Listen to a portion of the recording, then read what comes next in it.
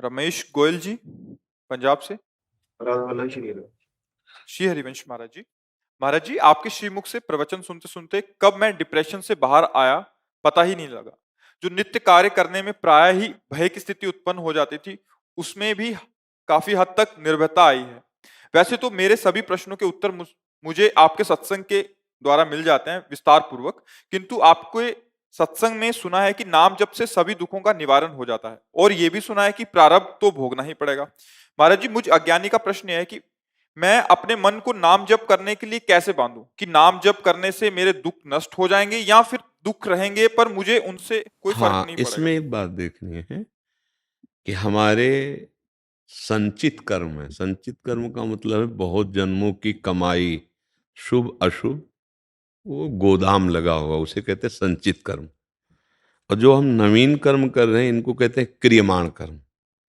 और जिस संचित कर्म से कुछ शुभ कुछ अशुभ मिलाकर इस शरीर की रचना हुई है। ये मानव देह शुभ अशुभ दोनों से मिश्रित है। यातना देह नरक का केवल अशुभ है, और जो देव देह है ये शुभ है। मानव देह शुभ अशुभ दोनों से मिश्रित है। अब इसका प्रहार होगा कर्मों का। कभी हमारे सामने दुख आएगा, कभी सुख आएगा, कभी विपत्ति आएगी, कभी संपत्ति आएगी। वो क्रम जैसा बना दिया गया है। जो शुभ आएगा तो सुख, संपत्ति, अनुकूलता, अशुभ आएगा दुख, विपत्ति, प्रतिकूलता। अब ये हमें सहना होगा, ये हमें मिटाना नहीं है, क्योंकि शरीर ही मिटने वाला है। आज नहीं तो कल ये मिटेगा ना शरीर। तो देखो, बड़े बड़े महात्माओं में, परमहंसों में शारीरिक दंड देखे गए ना। रामकृष्ण परमहंस जी के गले में कैंसर, कितने ऐसे संतों के शरीरों में बड़े व्यवधान। क्या उनके भजन में बल नहीं है? जो भजन संचित कर्मों को भस्म कर देता है, क्रियमाण को निष्फल कर देता है, वो भजन क्या प्रारब्ध को निष्प्रभावित नहीं कर सकता? कर सकता है। लेकिन ये पता है कि शरीर नष्ट होगा आज या कल, इसकी एक अवधि है। तो हम आए हुए दुख को समभाव से, सुख दुखे समय कृत्वा लाभालाभ हो जया जयो, उसको सह लेते हैं और अपने भजन को बचाते हैं। और भजन को बचाकर सच्चिदानंद भगवान को रिझा लेते हैं और आवागमन से ही मुक्त हो जाते हैं। नाम जप में इतनी अपार सामर्थ्य है। धन्वंतरी जी आयुर्वेदाचार्य, उन्होंने शोधा तो जो औषधियों में रोग निवारण की शक्ति है वो नाम से ही है। अच्युत गोविंद आदि भगवान के नामों में जो सामर्थ्य है, उसी सामर्थ्य से औषधियों में रोग निवारण की सामर्थ्य है। अब देखो, हमारे जैसे इस अंग का ऑपरेशन होना हो और औषधि से इसे चेतना शून्य कर दिया जाए, मन यहां प्रवेश न करे त्वगेंद्री में, तो पूरा काट दिया जाए, हमको कोई कष्ट नहीं होगा। एक औषधि इस शरीर के एक अंग में चेतना शून्य मन को कर दिया, तो हम जागृत होते हुए भी, क्योंकि जैसे जागृत अवस्था में डायलिसिस के लिए ऑपरेशन हुआ ना, यहाँ और नसों से करके कोई कष्ट नहीं हो रहा था, क्योंकि यहाँ संज्ञा शून्य कर दिया, चेतना शून्य कर दिया गया उस क्षेत्र को। तो क्या नाम हमारे मन को इस स्थिति में नहीं ले आएगा कि भारी से भारी दुख में भी हम दुखी ना हो, हम आनंदित रहें? अगर मन इस शरीर में आसक्त है तो कोई भी हमें दुख भोगने से बचा नहीं सकता। अगर मन सावई मना कृष्ण पदारविंदयो, प्रभु के नाम में, प्रभु के रूप में, तो हमें पता है कि हमारे शरीर के द्वारा ये पीड़ाएं हो रही, पर हमें व्यथा नहीं है, व्याकुलता नहीं है, हम पराजय नहीं हुए, हम हताश नहीं हुए, निराश नहीं हुए। क्योंकि वो ऐसे ऐसे दिखाई दे रहा है कि वो दुख और ये स्थान बहुत दूर है, उसकी आंच नहीं पहुंच पा रही। और जब हम शरीर पे आसक्त होते हैं तो बिना दुख के दुख की कल्पना करके हम परेशान हो जाते हैं। जैसा आप जिसे डिप्रेशन कहते हैं ना, ये कल्पनात्मक मन का स्वरूप गिर जाता है। वो बहुत ऐसी ऐसी कल्पना, कहीं ऐसा न हो जाए, कहीं ऐसा न हो जाए, कहीं ऐसा, वो परेशान हो जाता है। धीरे धीरे उसमें शक्तिहीनता आ जाती है, और वो फिर सोचता है ऐसी परिस्थिति से निकलने के लिए क्या करूं, दवाइयां भी खा लिए, वो गलत सोचने लगता है, वो शरीर हानि की तरफ भी पहुंच सकता है। तो ये जो हमारा मनोबल गिरता चला गया, ये भगवान से विमुख होने के कारण, विषयों का सेवन अधर्म पूर्वक करने के कारण, पापाचरण के कारण। अब हम जैसे जैसे सत्वार्ता सुन रहे हैं, सत्संग, जैसे जैसे हम नाम जप, तो देखो आपने खुद कहा कि मैं ऊपर उठ रहा हूं, मैं उस स्थिति को जीत रहा हूं, उसे पराजित कर रहा हूं जो मुझे पराजित करने वाली थी। और नाम बढ़ा दीजिए।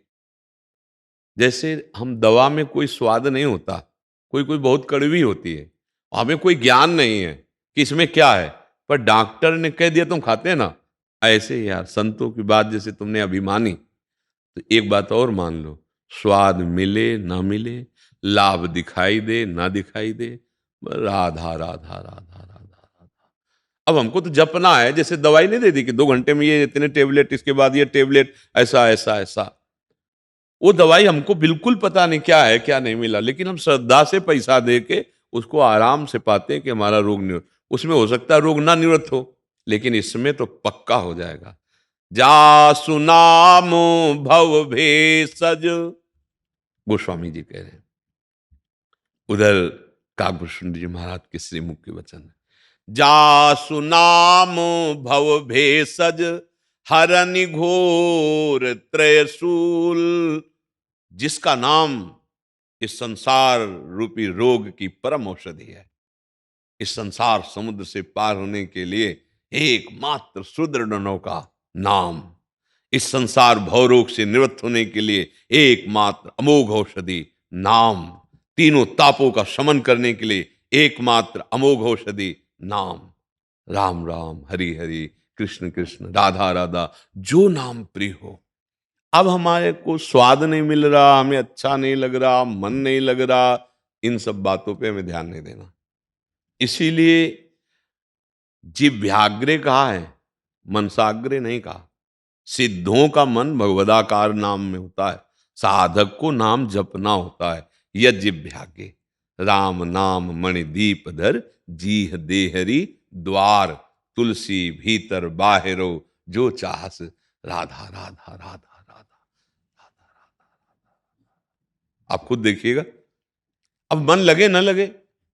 अभी हम आग की तिली ऐसे जलाएं, वो माचिस की, और कहीं भी छुआ दे शरीर में, आप जलन पैदा करेगी ना। आप जान के छू लो, जलन करेगी। आप ना हाथ जोड़ो और फिर छू लो, तो भी जलन पैदा करेगी। आप गुस्सा करके छू लो, फिर जलन कर, मतलब भाव कुभाव कैसे भी आप आग को छुओ वो तुम्हें जलाएगी। क्यों? उसमें दाहिका शक्ति है। तो नाम में तारण शक्ति है, भगवान को अधीन करने की शक्ति है, ज्ञान वैराग भक्ति जो चाहोगे सब प्रदान करने की। ये माया तो बहुत लघु चीज है जब भगवान अधीन हो जाते हैं। इसलिए हमको संत की बात मानकर, गुरु की बात मानकर, शास्त्र की बात मान करके बस राधा राधा राधा राधा राधा राधा। क्या लाभ मिला तुमसे कोई पूछे? कोई मतलब नहीं हमें। हम जानते हैं ये सत्य है। जब असत कर्म दंड दिए बिना नहीं रहते तो ये सत नाम हमको कैसे ऐसे ऐसे थोड़ी है। हम विश्वास करके, जैसे गरीब आदमी धन कमाने के लिए ना धूप देखता है ना गाली। एक बार हमने देखा हितधाम में काम चल रहा था, तो वो आया, वो है ठेकेदार, वो लेबर, इतनी धूप कि आप बाहर नहीं निकल सकते, ऐसी धूप में वो ईंट ढो रहा है, तो उसको गाली दिया उसने। वो चुप रहा और हम देख रहे थे। बाद में उससे कहा, ए भाई तुम मेहनत कर रहे हो फिर भी तुम्हें गाली दे रहा था, तुम चुप क्यों रहे? अरे बोले बाबा अगर हम चुप ना रहते तो शाम के जो 500 रुपये मिलते हैं परिवार पोषण के लिए वो नहीं देता। कैसे? वो 500 रुपये के लिए ना धूप देख रहा है, न गाली का मान अपमान भी नहीं देख रहा, मेहनत कर रहा है। और हम अगर नाम भगवान का जपने के लिए वही वृत्ति धारण कर लें कि कोई गाली दे तो राधे राधे, हमें भगवत प्राप्ति करनी है, हमें भगवत मार्ग में चलना है, राधा राधा राधा राधा, अभी महात्मा हो जाओ, अभी परमात्मा यहीं प्रकाशित हो जाए सबके हृदय में। क्यों भाई? आपको समझ में आया? जी।